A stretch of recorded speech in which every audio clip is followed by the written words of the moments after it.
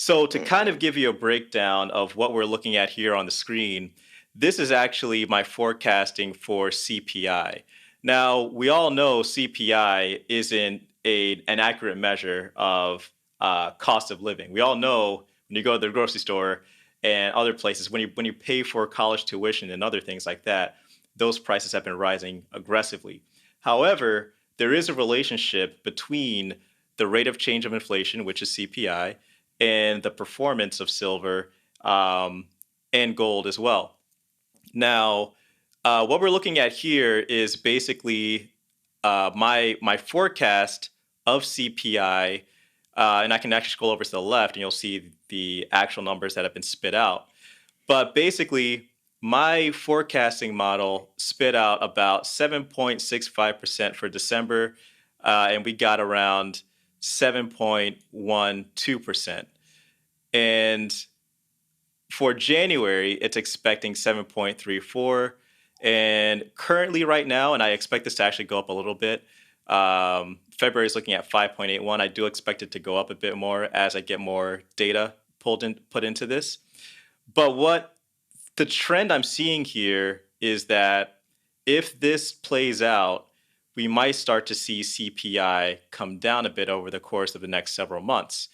Now, it kind of makes sense intuitively because as you can see here in 2021, um, and when you think about how CPI is measured, you have the actual CPI that we're seeing performed in 2022 in the numerator, and then in the denominator, you have last year's performance.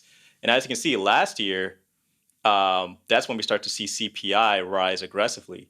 So without getting too nerdy and too No, do it, mathematical, do it. You need uh, to. This is why you're the when perfect co-host because this is all. when the denominator increases, that means that fraction begins to lessen. So that's why we're starting to see my forecasting model drop down a bit because the numerator is going to have to start competing with this rising denominator. Just take a look here. Like once we get January's number, it's going to compete with 1.4. But when we get April's 2022's April CPI, it's going to have to compete with 4.2.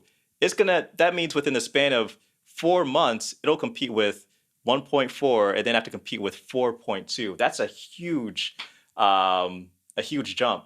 So I do expect CPI to start coming down around this time, and you likely have been hearing some people in the media saying that quote unquote inflation is dropping.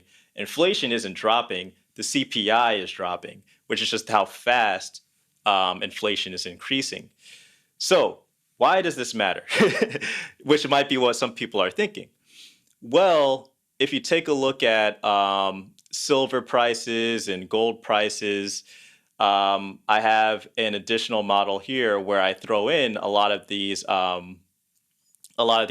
considerations. I have CPI here.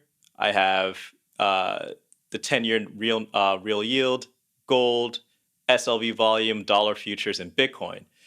Now, if I keep all these things level, except for um, real yields, something interesting really happens. Um, and what we're expecting to see here in 2022 are these rate hikes that the Fed wants to do. Now, I don't think they're going to complete their full rate hike Isn't it schedule of four? Isn't they it want to do four? four. I think it's like 3 to 4 or something. It Yeah. says it They here, expect. Yeah. and they expect it to basically be a 0.75 or 75 to 100 basis points rise by the end of 2022. They're trying to really hike this thing up aggressively in 2022, and they want to continue doing this for the next couple of years after that. So, in their view, this is just the beginning.